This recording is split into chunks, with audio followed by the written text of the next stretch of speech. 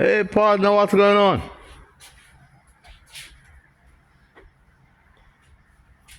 Okay, man. I wipe it off sometime, you know. It's dirty around here. You don't know he's on the recorded line. Yeah, they're doing a good job, man. They're doing a good job.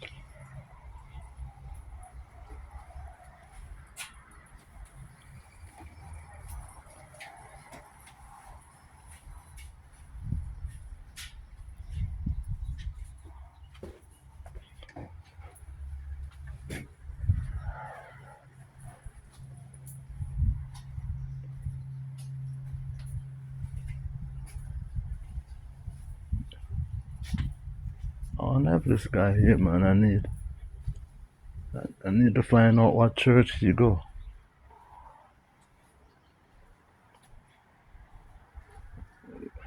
Man, this guy. Wow.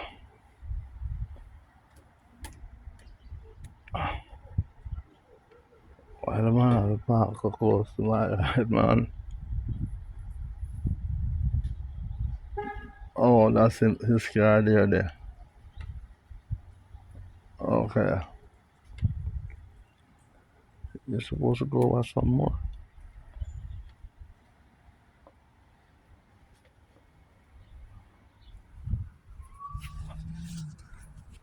That's how hot my on the line. At the backside more upon the record this line. Oh, you got to come back up the side. You got to come back up the side.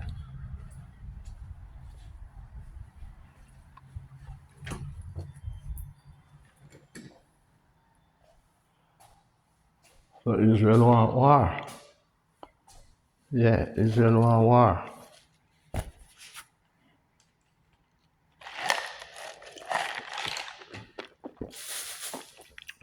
Israel want war, man. What? Officer and deputy sentence him. I want one. I'll never move with this. Huh. Missing mothers invest. I'm telling you.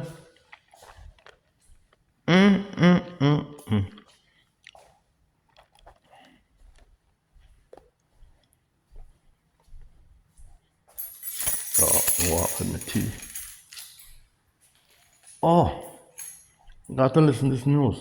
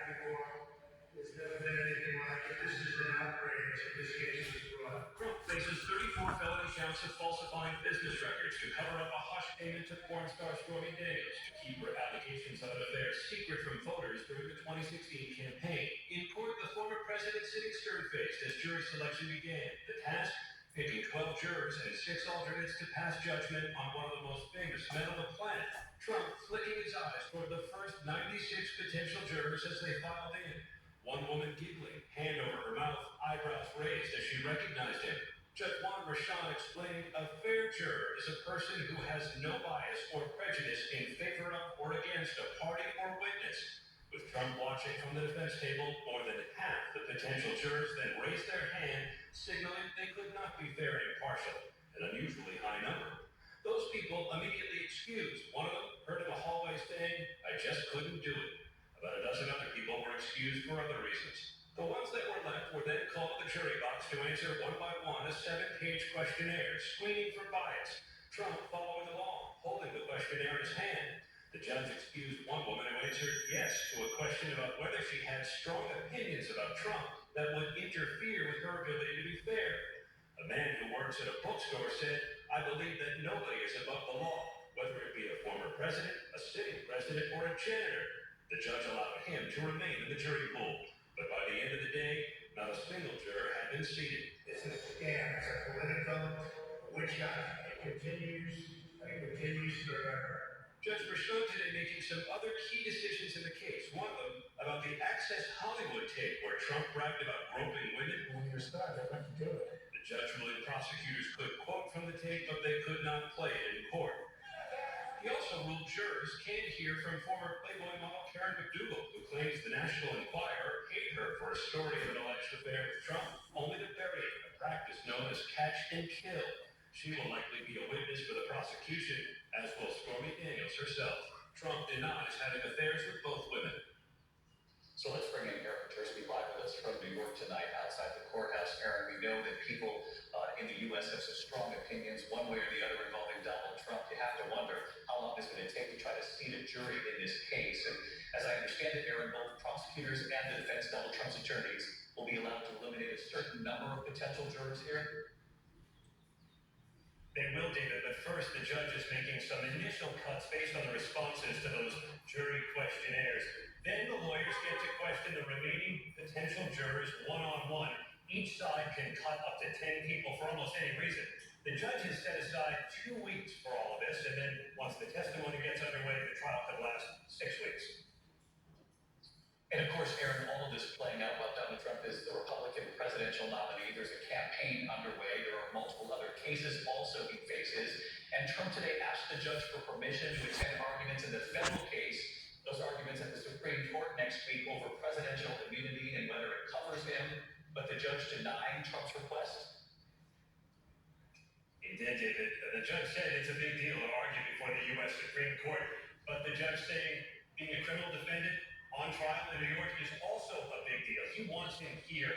This kind of conflict, David, was bound to happen. Trump's courthouse appearances now fully woven into his political strategy. And David, his campaign is winding from one courtroom to another. David? Aaron Tursby leading us off tonight. Aaron, thanks you. We're going to turn now to developments right here in Israel after Iran's first ever direct attack on Israel. Late today, Israel's top military chief saying Iran will face consequences. Israel's war cabinet meeting for a second day in a row right into the evening here, revealing no decision tonight about how or when they will respond. The world watching as Iran attacked with more than 300 missiles and drones. American officials stunned by the size and the sweeping assault. 99% of that blocked or brought down, but of course, help from the U.S. But the White House making it clear tonight that if Israel decides to strike back at Iran, they will do it alone. The U.S. will not take part. Backed up in right here in Tel Aviv with us. Tonight here in Israel, the war cabinet meeting behind closed doors for a second day in a row. Israel tonight making it clear there will be a response to the first ever direct assault from Iran on Israel. 300 missiles and drones targeting Israel. 99% of those missiles and drones blocked, taken out of the sky with the help of the U.S. Later today, Israel's top military chief vowing they will respond to Iran. Iran will face the consequences for its actions. We will choose our response accordingly. And tonight, the White House and other world leaders urging extreme caution, warning Israel to be extraordinarily careful with whatever decision it makes. The U.S. warning Israel it will not participate in any Israeli counterstrike on Iran. President Biden today saying the U.S. is committed to Israel's security and commended the U.S. efforts to help protect Israel from Iran's attack. Together with our partners, we defeated that attack. It was just before midnight Sunday, under the cover of darkness, the Iranian assault beginning to unfold. For the roughly 15 minutes that followed, total uncertainty. Then, as the scope of this was revealed, Israeli and U.S. officials stunned by the sheer scale of the Iranian attack.